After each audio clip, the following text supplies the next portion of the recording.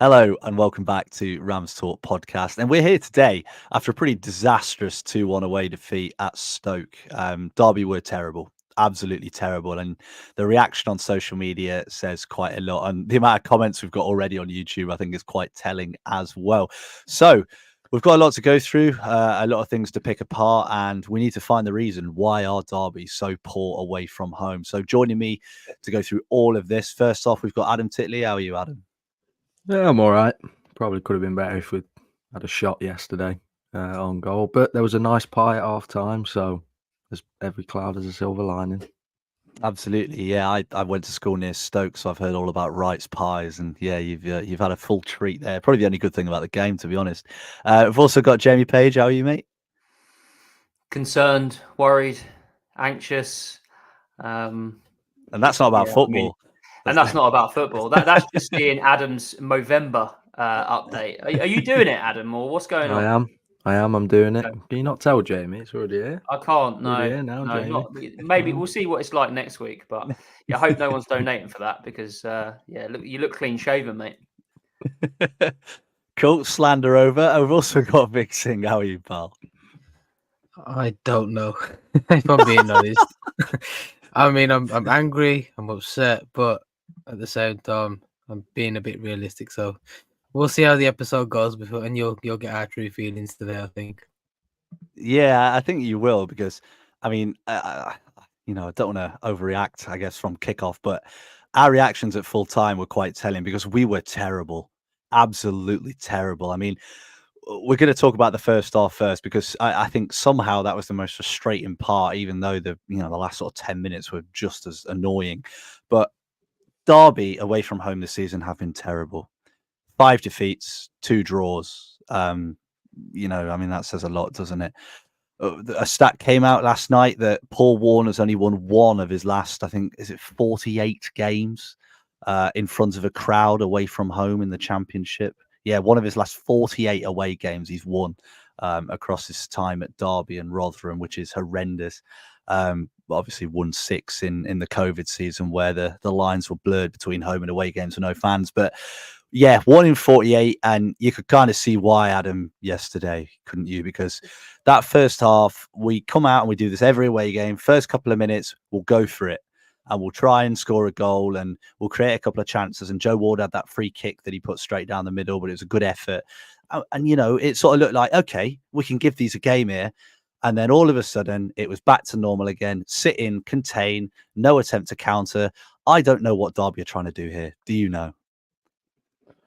No, or I'd be in that dugout position, I think. Unfortunately, it was just the classic away game with Derby, wasn't it, yesterday?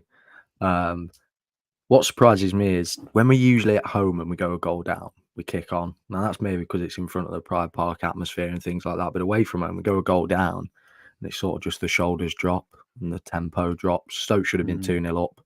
They had another opportunity where Jackson and Ward seemed to both run towards the ball and then both not put a foot in. It just slips past both of them. But that was the story of their performance yesterday, really. Not linking up at all. So, I think I've said this for a few weeks. We just lack so much confidence away from home, especially going forward. I don't know whether that's because we rely so heavily on the middle 3, and if the midfield 3 aren't linking up, then we play poorly out wide. But we just lack so much confidence. I mean, I think yesterday we did the wingers crossing the ball once when they beat their man. They seem to beat their man, get to the byline, and then cut it back inside, and a holding midfielder would be trying to put in a ball from an awkward position. Or Joe Ward would then come up and try and put the ball into the box and overlap. And yeah, I think for me, we just lack a lot of self-belief away from home, and we just need someone to inspire us. Maybe a Dosanjh goal, a Dosanjh goal, another one, hopefully. But just something that can inspire us to a win, a much-needed away win. But can it be that, Jamie? Can it be just the fact that we're lacking a little bit of belief? Because we've seen this Derby team all season, and it's not just away from home as well. The last few games, I think Norwich was the last time I thought we actually played pretty decent, played all right. I think every game since then, we've looked pretty poor, even games where we've ended up winning. we don't keep the ball. We can't move the ball at all. We just kind of pass it round at the back, lump one over the top down the line, and hope Jackson or Mendes Lang can get onto it. And Stoke knew that straight away. You looked, as soon as we played it into Joe Ward or Craig Forsyth on the other side, they put 2 or 3 players out there because they knew we would not pass into the middle. We would not give the ball to a midfielder.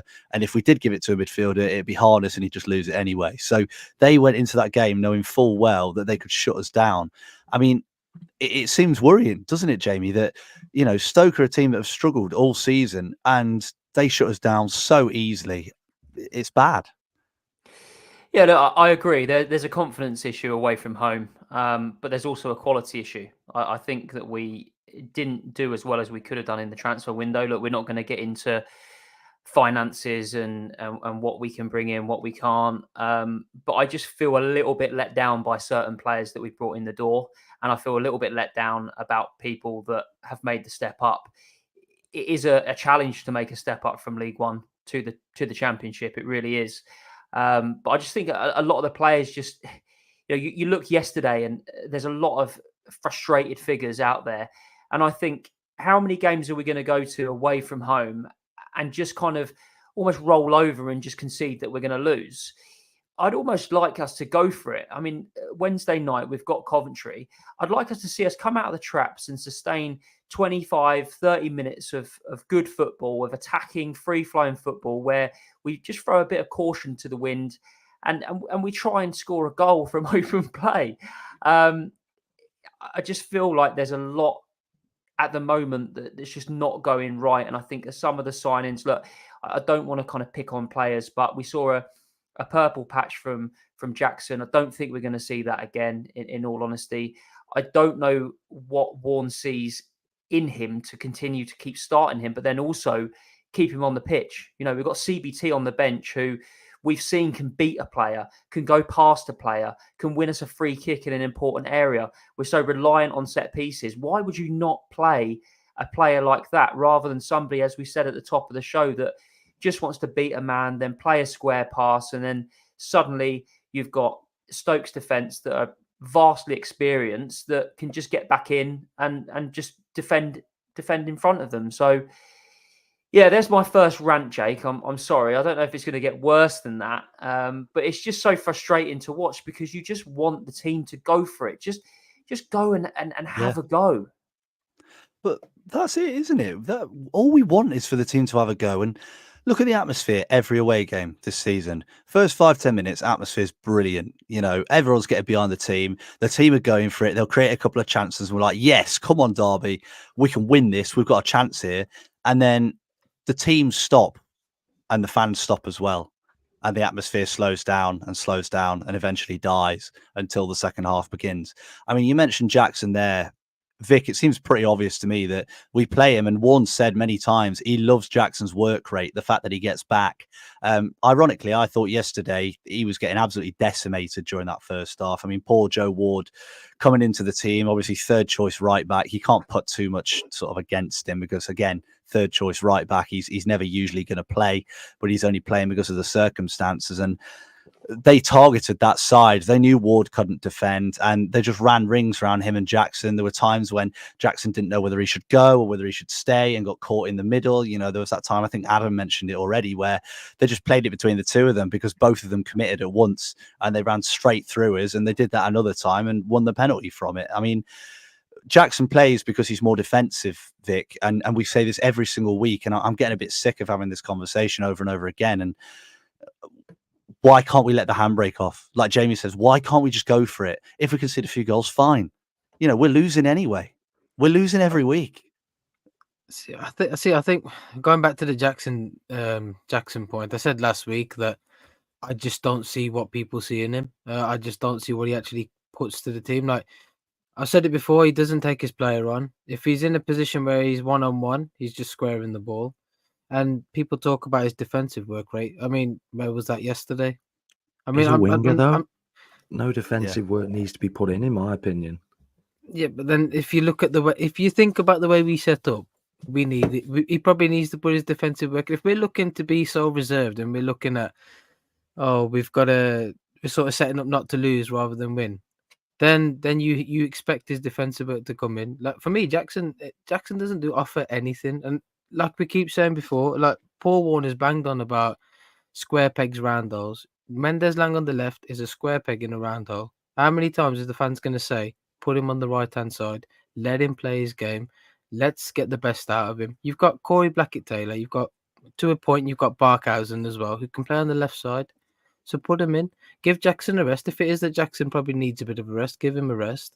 And then going back to the point about why we seem to be so defensive. I mean, as a fan, I just don't think that I don't think we're gonna accept or tolerate sort of these abject performances away from home. I said it after the first or second away game. It's going to become a habit the longer we don't win away from home. Now we're already looking over our shoulder, thinking that, oh yeah, we're 3 points off the relegation zone. Okay, we've had a decent start at home, but if the away form doesn't pick up, and especially when we're playing teams like Stoke, no disrespect, to me, I thought that was a winnable game. I'm not being big-headed. I just thought we could have got something out of that yesterday. We're not going to accept abject performances like that away from home when we know what you can do at home. What's the difference between the two? Is it that we're just setting up not to challenge away? I couldn't tell you, but for me personally, I think if we let the handbrake off, play exactly the way we do at home away, you'll get success. It's Paul Warne keeps saying it's football is a simple game. Make it that simple then. Take the handbrake off. Let these players run. You've got players like Kenzo Hardmine who are creative midfielders who can't do their creative work purely because of the way we're setting up. Sorry, I'm going on a bit of a rant and a tangent here, but this is very out of character for me. But as a fan, I just don't see I can't see how long we're going to accept these sort of performances away from home, because it's not as if we're trying. It's like we turn up 5 minutes and then that's it. You don't see us do anything after that. And if we're a team that's meant to be on the counter attack, why aren't we doing it? Do you know what I mean? Yeah, no, I completely agree. And I think from a traveling fan perspective, the majority of us in here, not Jamie because he doesn't go to games, but the majority of us in here go to most games away from home, right? That's a lot of traveling, a lot of miles, a lot of cost. We spend a lot of money to follow this team, be in that stadium, support the lads. And when you turn up and it feels like we're not even trying to win, we've turned up to try and hold on. There's not even an attempt to win. I mean, Paul Warne said after the game yesterday, he either plays games to win or lose. Are we going there to lose? Because we're certainly not going there to win. So at the moment, it feels horrendous. And, you come out of that. The only reason that day was all right is because as a group, you have a laugh, you see people, you have a chat, you have the excitement of the actual day out itself. The football is the worst bit at the minute. We go there for the football, and every time that 90 minutes is painful, it's long, and we end up getting nothing out of it majority of the time. I mean, typically, I've missed 2 away games this season. They're the only points we've got. I've been to 4 away games. We've lost all of them. Maybe I should just stop going. Maybe it's my fault, but that's just how it feels at the minute. It's been pretty horrendous. But we have to talk about Mendes Lang, right? We have this conversation a lot, and Dom Dietrich on BBC Radio Derby asked the question to Paul Warne yesterday. He said, why is Nathaniel Mendes Lang playing out on the left? He's come out in an interview the week before saying he prefers to play on the right. And he says, he's better in that role. He gets around players easier in that role. And Warne's reaction, I have to be honest, was pretty embarrassing. And he came out and said, well, how do you know that? He played on the left for the majority of last season. Now, I don't know if I hallucinated the entirety of last season, but I don't remember Mendes Lang playing on the left at all. I remember him playing up front, playing on the right. And Warne even said when he signed Cory Blackett Taylor, he said, this is great because I'll have a Mendes Lang on both the left and the right hand side. So, Adam, it's starting to baffle me now. I mean, Warne did say yesterday he quite literally plays Mendes Lang on the left so he can play Caden Jackson on the right because he likes Caden Jackson. I mean, how does that make you feel? Obviously, traveling fan, you go to every game, you're seeing these problems in front of you, yet it feels like the management team aren't seeing it at the moment. It's annoying. It's one of them things where I think as a fan, it's the classic scenario of, I think sometimes we feel like we know a little bit more than the manager, but at this point, starting to think, why can't Mendes Lang just play on the right? Why are we accommodating for a player who's bang out of form at the moment in Caden Jackson and not putting the team sort of more around Mendes Lang on the right? We've seen how prolific Mendes Lang can be. And on the point of Blackett Taylor, whenever we've watched goal compilations, he's always cutting in from the left-hand side for Charlton Athletic, and we've not really given him that option. I think we might have played Cory Blackett-Taylor on the right at Portsmouth away, did we? Or something similar, or he went up the right quite a few times. I remember counter-attacking. But for me, Jackson just doesn't look like a winger, and to keep playing Mendes Lang on the left, and I agree in some sense with Warne that Mendes Lang can beat his man on the left, because I think if we played him on either wing, he'll beat any fullback because he's that quality of player. But it's so annoying to watch, and some decisions Paul Warne makes, I agree with in a way. This going off on a bit of a tangent, but to change Houdmine on, put him off on the bench and bring Osborne in, I can kind of get that. Houdmine away from home hasn't been effective as he has been at home. So in that sense, it makes sense. But to be continuing playing Mendes Lang on the left when numerous times, I think when we spoke to the Cardiff fan for the preview, and he said he hopes Mendes Lang plays on the left rather than the right. Opposition know that Mendes Lang isn't as effective on the left as he is on the right. So it's annoying. We know Paul Warne has his ways and will play players in certain positions and will persist with things, and hopefully it improves a little bit. I think Mendes Lang's okay on the left, but I also wish he was on that right hand side, and I wish there was a few other players getting played in better positions. But yeah, it's so annoying. I think no matter how much us as fans say we want to see it changed, I don't think it will be. I think he'll persist with Jackson in the same way he'll persist with Marcus Harness in that forward position, when I think there's too much responsibility on that position Harness is in. And he's just not in form at the moment. So it's really annoying. I think every fan's crying out for Blackett-Taylor to be given a start, and I'm crying out for him to be given more than one game as a start. I think Millwall away was his only start, and to be honest, I thought he was one of the best players in the team attacking-wise. He was the only creative player, the only one who went direct. And yes, he didn't score, but half the players in the team haven't scored yet away from home.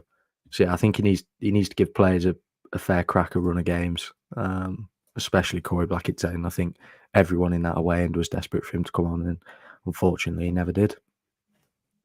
I think for me, it feels like he finds reasons to play Caden Jackson and finds excuses to play Caden Jackson. But then Cory Blackett-Taylor, I think he finds excuses not to play him or not bring him on.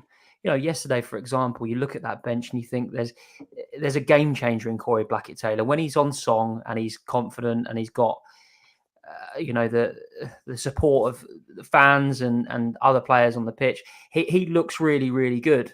But the fact that he didn't even, make an entrance yesterday, forgive me if I'm wrong on that. He didn't get off the bench, did he? No. He warmed up. He warmed up and stripped off, but he never brought him on. He brought Collins on instead.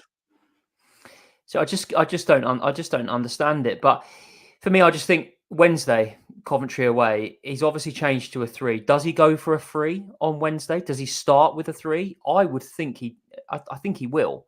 I think he'll bring Phillips in. I think he'll play Cashin, Nelson and Phillips. But then, where do you then play the likes of Cory Blackett-Taylor? Where do you then play Nathaniel Mendes Lang, who probably are our best attack-minded players? It's just really interesting to see what he does now, because I think there needs to be some sort of reaction, whether it's a formation change, whether he changes the team completely. Does Kenzo come back in? I think the worrying thing for me is that I just looked at it and thought, the minute we get Ozo back, we're going to be okay. We'll be okay when Ozo comes back, because we'll have Ebu Adams and Ozo in there, and it will just be okay. But I don't actually think that's going to... It will help, but it's not going to solve all of the problems that we're currently facing. Yeah, and I think it's an interesting point you raise about Ozo there. I think it's a lot of pressure to put on such a young lad as well. I know he's had a great start, but obviously this injury it's been quite a long term injury in essence. Really, it's a lot of pressure to sort of put on him. We're all hoping that's the case, but yeah, even going back to the back 3, I think we know if he does go to a back 3, in my opinion, I still think Yates needs a second striker up top. Problem is if you play 3-5-2, you're sort of cutting out your wingers there. There's no space for a Mendes Lang or a Cory Blackett-Taylor. You're then looking at your wing backs, and I think at the moment it may suit Joe Ward a little bit better, depending on how Kane Wilson is. I think he's injured at the minute. I'm not too sure if he'll be ready for Wednesday. You've got Callum on the left, who I think has had a good start this season, in my opinion. Hopefully we can see maybe his good form continue, but I wouldn't be surprised if he does go to a back 3. I think he's been harping on about playing the back three. I mean, he might sort of have the personnel to do it now with his hands tied behind his back with the way the injuries have sort of fallen. But something does need to change. I mean, we can't keep going on all season. I mean, it genuinely feels like we might not win a game all season. I know a couple of fans, and I think us guys have said it before as well, that you don't want to sort of have that when you're looking over your shoulder. I mean, I didn't realise we were only 3 points out of relegation, considering how decent our start actually was. So yeah, it's interesting. There's a lot of work that needs to go. There's a lot of changes that need to be made, but maybe, and I'll just chuck this out to you guys as well. Do you think Paul Warne's feeling the pressure? Because I think, especially the way he reacted to Dom yesterday, I thought was a bit out of character. I saw Cory Blackett Taylor when he was warming up and then told to put his jumper back on, did not look pleased. Yates looks a frustrated figure. He wasn't too sure about the Mendes Lang interview from the week before. So is he feeling the pressure? I think he is. I think he is naturally because, like I said, we're in the Championship. Paul Warne's record in the Championship is abysmal. Like I said, he's been relegated every not even full season, but every season bar the one where he left after about 4 games to come to us. He's been relegated, even in the season where we survived on the final day, even the season, the COVID season where we survived on that final day, it's just really, really, really, really worrying for us because I can't see a way out at the moment. The reaction was similar to Shrewsbury last year, but the difference is, unlike after Shrewsbury last year, we aren't going to go and play someone like, Northampton at home. Every team we play is good. Every team we play is going to put up a fight, and there's going to be no team that's going to roll over, which is why it frustrates me so much that we kind of do. Because when we're going away from home and, the way they scored their first goal, I mean, Zetterstrom, I don't know what he's doing. I don't know why he's brought him down, but the way they cut straight through us so easily, it was like we weren't even there. Ward and Nelson, the gap between them was seismic, and they just ran straight through. And if Zetterstrom didn't bring him down, he's got an empty net anyway. So regardless, he would have scored. So I think he's feeling the pressure. I think he's struggling a little bit. I don't think he got all the players that he wanted, but I don't think he's helping himself at the same time with the way that we're playing. We talk a lot about formations, but I think it's all to do with the mentality that we go in with, because we don't press and we don't counterattack. Now, if we're going to sit in and contain and try and hold teams, that's great. That's fine. I can live with that. But it's when we win the ball back and we don't hit them on the break. We've got Mendes Lang, who is very quick. We've got Caden Jackson, who is very quick. We've got Jerry Yates, who's pretty quick himself. But when we pick up the ball at the back and intercept it, we don't smash them on the break. There's no movement going forwards, which makes me think they're being told not to do it. Because last season, I tell you what, if we won that ball near the halfway line, Mendes Lang would have been on his bike in behind. Our last away win was Cambridge away. Last away game of last season. And how did we score? Louis Sibley wins the ball high up the pitch. Mendes Lang makes the run in. He plays him through. Mendes Lang rounds the keeper and scores. That was our last away win. We don't do that now. And that's what really confuses me with the way that we're playing. And it makes me think, what is Warne actually telling them to do? What actually is the game plan? I mean, Adam, there were a lot of questions. I put some on Twitter yesterday, kind of questioning what the game plan was. And I had a lot of replies saying, we don't actually have a game plan. And it does make you wonder, what do you think we're actually doing in training? And how in training, do they just pass it around the back and then boot it over the top to Jackson? There's no way we do that. Well, I'm honestly not sure. At home, I think at the start of the season, we looked a completely different side to what we were away. However, recently, I think we've slowly fallen back into our away performances, trickling through at home. Hull especially, we were pretty poor that game. Hull weren't fantastic, but they were the better side for large parts of that game. QPR was a pretty dull affair until that 10-minute spell in the second half when we put 2 in the back of the net. So I think what's annoying is we've set that benchmark of Bristol City at home, which I think we'll be talking about all season. We set the benchmark of how good we can play. And we mentioned it here previously about, we've seen how good we can play. I think it was Vic who said it. We won't accept them sort of performances away from home. We shouldn't, as paying fans going away from home. There's been a number of games this season where we've barely touched the opposition goal. Sheffield United away, we didn't get out of the half for 80 minutes. Millwall away, I'm still convinced it's an own goal and not Jerry Yates's. And then against Stoke, I can't remember a shot. But I think in terms of the game plan, I think it just once again comes down to that belief. And also, I think mainly it relies on the midfield 3. the balance was class at the start of the season in the midfield three at home. It really worked. And once again, that's probably Ozo as well in there being so good. And I think what was difficult about yesterday was Adams had a good game. Did his job perfectly being that holding midfielder, worked tirelessly throughout the game. But then we needed Ben Osborne to be on it, and he wasn't, which I think really impacted the way we played, especially carrying the ball anywhere through the middle. Because I think in our heads, we all expect Ben Osborne to be this Mr. Derby County. And that's what I want him to be. I want him to be Mr. Derby County, wears the badge with pride, and he does that. And I want him to put the performance in to back that up. And it probably comes down to my previous point of not being given a run of games starting. You know, he comes in off the bench here and there. He can't. Warne came out and said he can't do 2 games a week. He can't do it. He's not fit enough. Well, we seem to have a number of players who apparently aren't fit enough. And it's a little bit annoying because we've got a lot of players who can't play more than 1 game. They should be able to because we need them to. We've got injuries and we need players who can start every game. We need to have a solid first 11.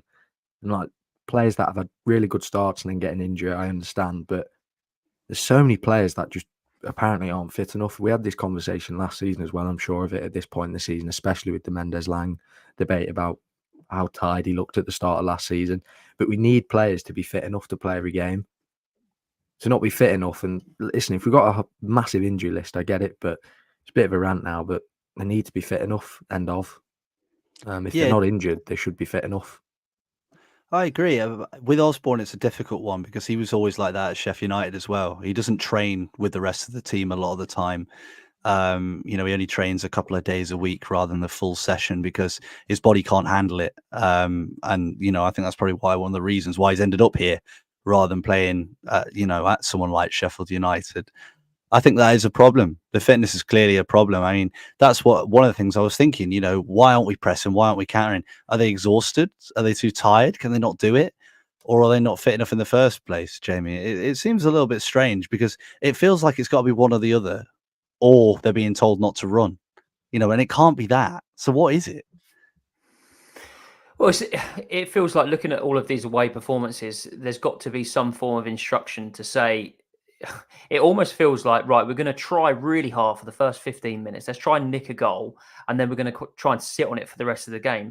But what happens is we don't score for the first 15 minutes, and then suddenly we sit back. And I think sometimes it feels like we know that defensively we're pretty good. And that's almost like if we were, a character in a console game, our defense is so much better than our attack. So we just want to be defensively strong and set up. He says, you said there, he quoted saying that he doesn't play to draw, but it does feel like that. It really does feel like we just want to draw away or we want to try and nick something.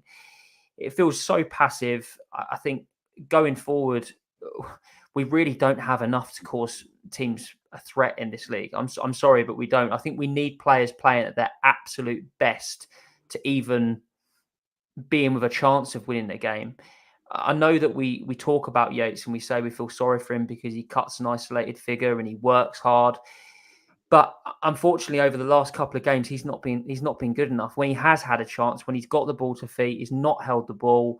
He's not been able to do what he's done at home for us at the start of the season. And that's a real worry. And then we're looking to the bench and we're going, right, well, if we play 2 up front, then what do we do? Do we play Mendes Lang, who's probably not a striker, not in my opinion? Or do we put the pressure again on a young 19-year-old out of the academy? We just talked about Ozo. That's the next thing. Dosanjh Brown is your next striker.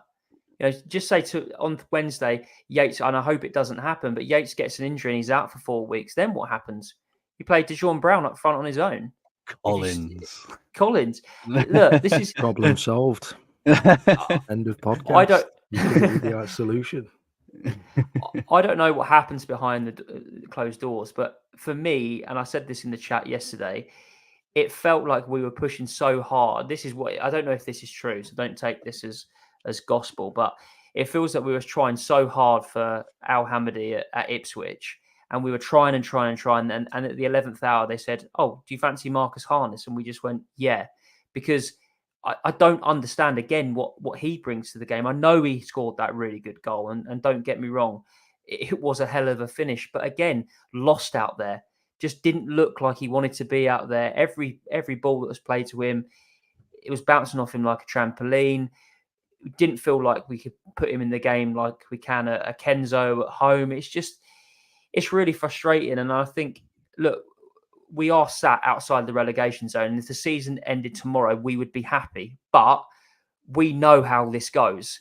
And if we don't sort out this away form and we don't sort out the level of performances, we are just going to go one way, and we're going to be on this podcast every single week being like, look, this is we kind of told you so, because it needs to change.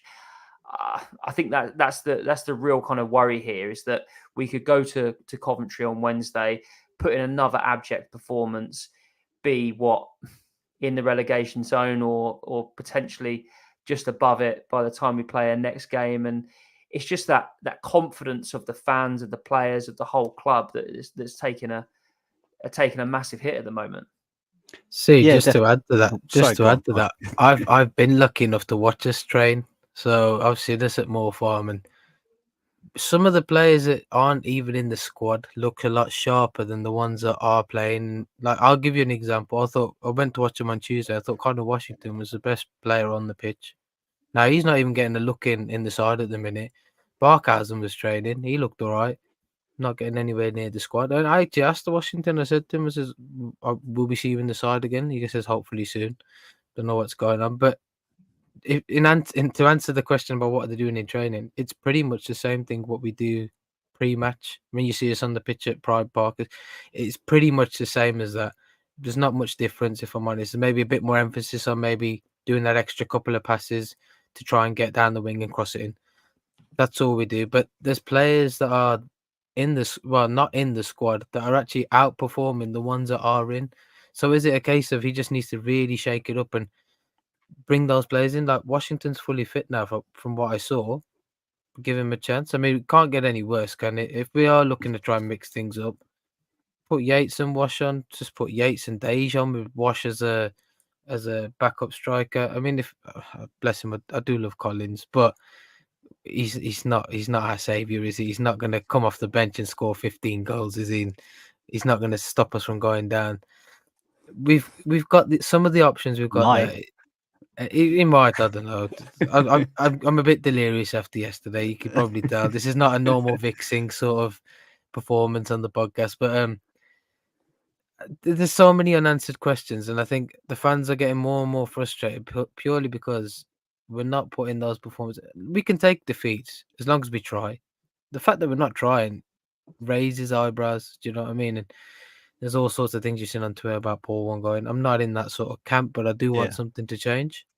Just to reiterate, I don't think anybody here wants Paul Warne gone, but we want things Jamie to change. Jamie whispered it in my ear earlier. No. Look, I am massively behind him. He got us up. He deserves a chance, but I just don't want to see us on Christmas Day at the turn of the year being adrift at the bottom of the table or being in the relegation zone and still playing this standard of football. Because Merry Christmas. Yeah, Merry Christmas, Happy New Year. Have you seen that Christmas lineup with the games we've got in December? I know. God, the one thing for me about Jerry Yates is that I like Jerry Yates. I think he's a good player. I think it's kind of hard to pin anything on him. I've had a look through, right? Jerry Yates in his time on the pitch, he played 60 something minutes. He touched the ball 10 times. Dejon Brown came on. He played 35 minutes. He touched the ball 4 times. James Collins played 18 minutes, didn't touch the ball.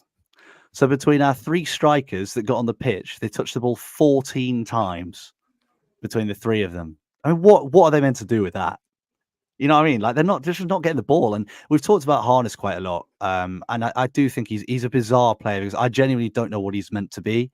I think he's always played more on the wing. He played out wide for Burton, obviously a long time ago now. Always came on out wide for Ipswich as well.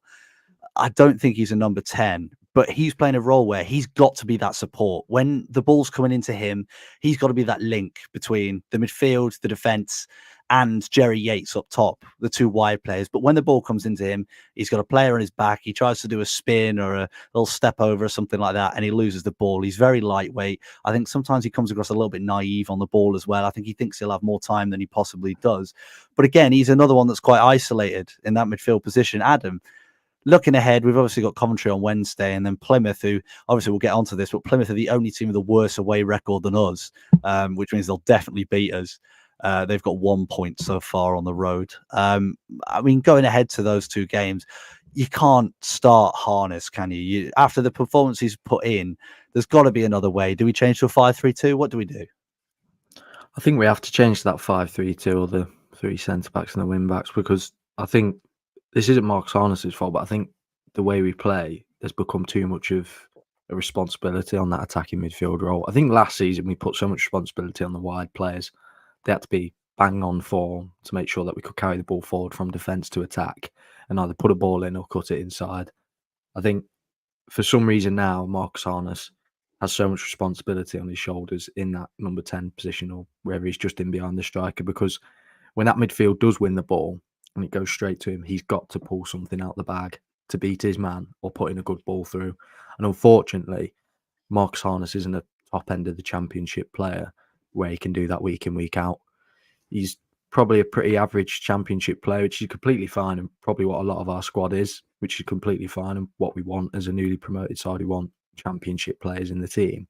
But I think because there's such a big onus on like his next move soon as he gets the ball, it means that we struggle when he's not on form. And he hasn't been on form for the last couple of games. I think Millwall away, he was pretty average there. I know a lot of the team was, but there's so much onus on him to create some magic in that attacking midfield role that when he doesn't, we really struggle, and Jerry Yates doesn't get any service. In my head, I was thinking, would I like to see Houdmine played further forward? But I almost wouldn't want Houdmine that far forward, because I think his little one-touch passes and his little flicks bring other players into the game, and we need them wide players brought into the game. We so desperately needed them to be brought into the game yesterday. So I'm not really sure how we rotate that. I agree with you. I think, well, I reiterate your point. I think we go back to that 5 at the back and just attempt to play 2 up front. But then, like Vic said, that takes out the option of Blackett, Taylor and Mendes Lang on either wing, really. Or it's a really difficult one, I think, for Paul Warne, because he has rotated the team, and maybe he rotated it a little bit too much. But then these are the finer details which have cost us probably the performance. So I think he's in a difficult position. I can understand why he could be feeling the pressure a little bit, because he's rotated the team, he's kept the team the same, and there's still questions being asked of certain players. So I think we will see Marcus Harness come good at some point in the season. But I don't think we're near that at the moment. He can definitely finish. He's definitely got some quality in there. But I think at the moment, he's just putting in some very okay, average performances, which when you're in that such vital position for our team, doesn't help us a lot, to be quite simple. So yeah, I think he will come good, but at the moment we just need something a little bit different in the style of play. We do. And I mean, if we did play a back 5, Nat Phillips had obviously come into the team. Apparently we did move to a back 3 yesterday, but I don't think anyone told Caden Jackson, because Nat Phillips spent the entire game at right back hugging that right touchline, I thought, when he came on, and Jackson didn't really sit any deeper than he did before. But anyway, that's allegedly we changed to a back 3. But Nat Phillips, he's clearly a good defender. How in the name of God he didn't get sent off, I have no idea, for showing some passion into that guy's kneecaps. Horrendous. And then he got pushed in the back, obviously, for their second goal as well. But he shouldn't have been on the pitch, really. So he's gotten away with it. It should have been a straight red. It really should have been a straight red. Still no clue. I mean, you could see it from where we were, and it was on the other side, wasn't it? But Jamie, how do we shape up next game? What's our shape? Because, as you said, we had 2 shots on target, unless you count Mendes Lang's cross that's apparently gone down as a shot on target. We had Jackson, who scuffed one from inside the box straight at the keeper, and then Joe Ward's free kick straight at the keeper. What do we do to change it and stay just as solid, but give us a little bit more going forwards? Well, I think we've probably got to move to this 3-5-2 that we allegedly changed to at Stoke. I think you've got to bring in, like I said before, you've got to bring in Phillips as your your central centre back. I play Nelson on the right and Cashin on the left. Then I think you've got Elder on the left wing. I don't want to see Fozzie out there. Unfortunately, I think Fozzie didn't have the best of games, and I don't really think he's got the ability to go up and down. I think he's a good left back option, but he hasn't got the ability to go up and down that left. And then I think you've got to play Haldmine. I mean, I saw rumours that potentially he's not fully fit. Maybe that's why he didn't start against Stoke. I don't know if that's true or not. It would kind of make sense because he's not really been himself. He's not really wanted the ball as much. He hasn't definitely got the ball as much. But I think we need to see him in there, because I'm just looking at the comments on YouTube, and Matt Hunt said on there that, and I agree, he's our only creative midfield player. So we need to get him on the ball. And then what do you do up front? I mean, what do I think he'll do? I think he'll stick Mendes Lang up there with Yates. Do I like that pairing? Don't know. Probably not. I think, like I said before, I think Mendes Lang's more of a wide player. But you've got to sacrifice. If you go to a 3-5-2, obviously you've got to sacrifice your Cory Blackett Taylors, your Caden Jacksons, your Mendes Langs. So it's an interesting conundrum. But the other thing is what do we then do when we come to play at home? Do we stick with the 3-5-2? Is it if we win, do we then stick with it? Or do we go, right, well, we know actually we play better with a 4 at home.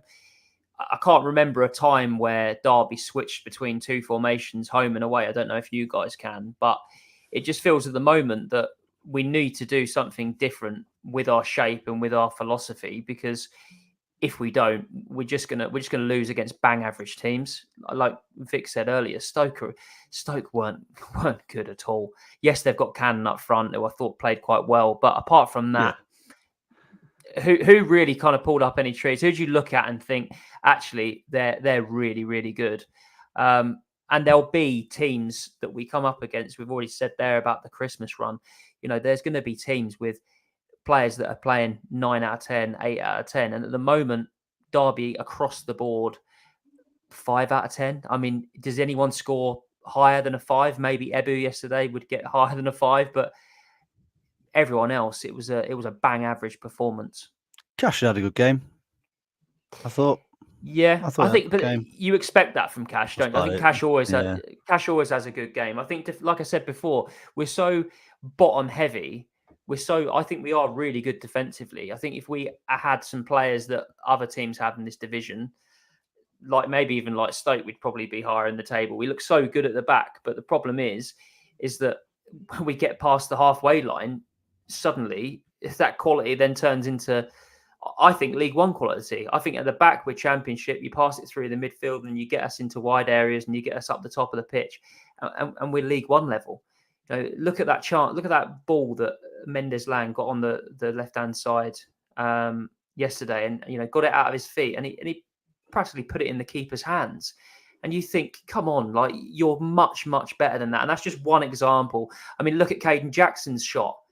It was an airstrike. I think it hit his planted foot, and that's how it kind of came to the goalkeeper. It's just really poor, and we're not going to get chances on the road. We are not going to get chances. So if you don't take the chances that you do get, you're not going to score. You're not going to score goals.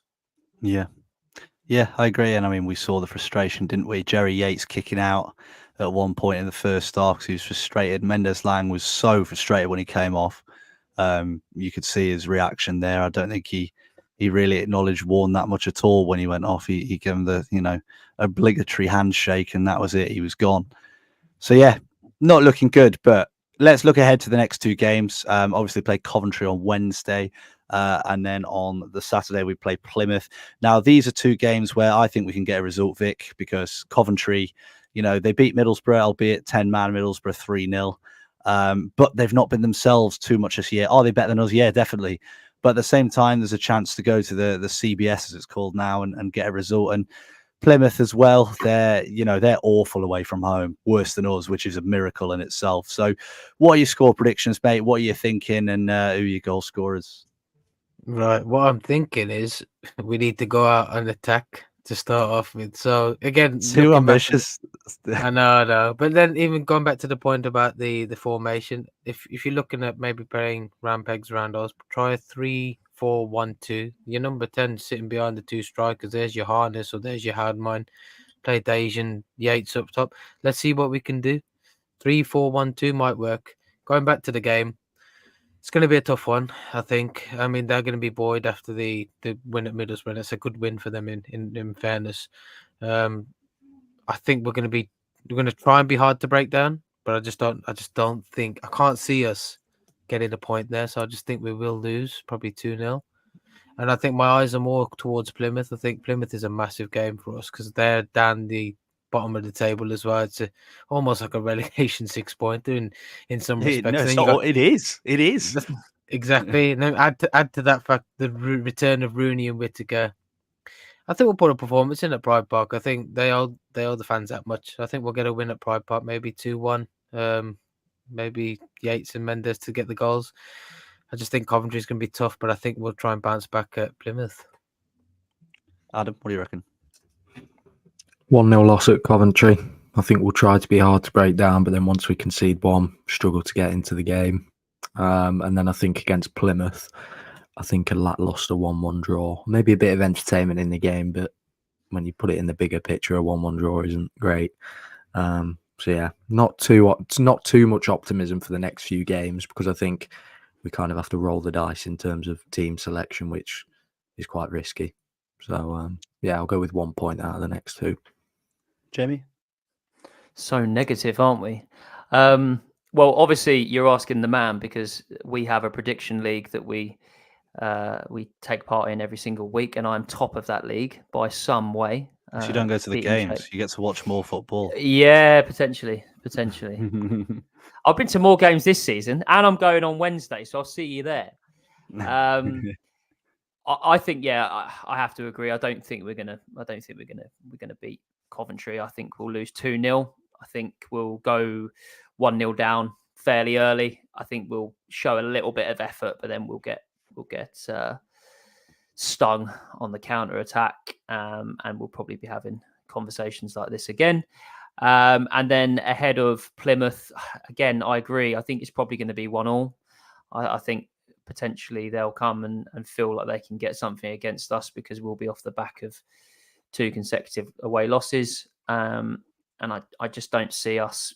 At the moment, I just don't see us winning. I know that sounds really, really negative, but I need to see something in this group of players that gives me some confidence. And unfortunately, I don't have it. Yep, I'm exactly the same. I mean, we've got a couple in the YouTube chat as well. Danny McSheffrey says we're going to lose 3-0 to Coventry, but beat Plymouth 1-0. Matt Hunt says 2-1 defeat to Coventry and 1-1 draw against Plymouth as well. And I have to admit, I'm probably not far off. I think we're going to lose 2-0 to Coventry. I think it'll be a celebration if we have a shot. And then at the weekend against Plymouth, I can see 1-1 again.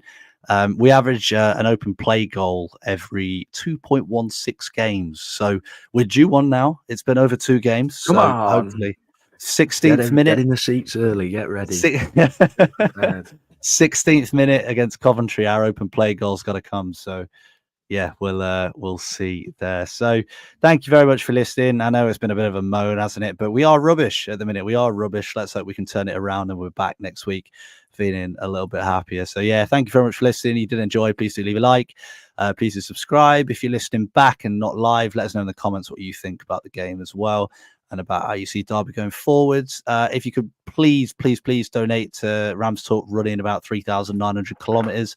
We're doing it for Derby Food for Thought Alliance, who I don't know what James is doing right now, but Derby Food for Thought Alliance, who you know, I can't take him seriously, who I've lost it now. Derby Food for Thought Alliance, who are a great charity who provide food for children who are in, you know, underprivileged backgrounds and are struggling in their own lives. So yeah, they do really, really great work, which is really good, which is why I want to support them. So if you can donate to them, that would be brilliant as well. So thank you so much for listening. We'll see you next week. Hopefully it's a bit happier. It's goodbye from me. Up the Rams. Goodbye from me. It's rant over. Goodbye from me. Goodbye from me. He's that Were angry. you going to he's got say something nothing. better? He's got nothing. I've got nothing this week. Nothing. Thank you, everyone, for coming. We'll see you soon.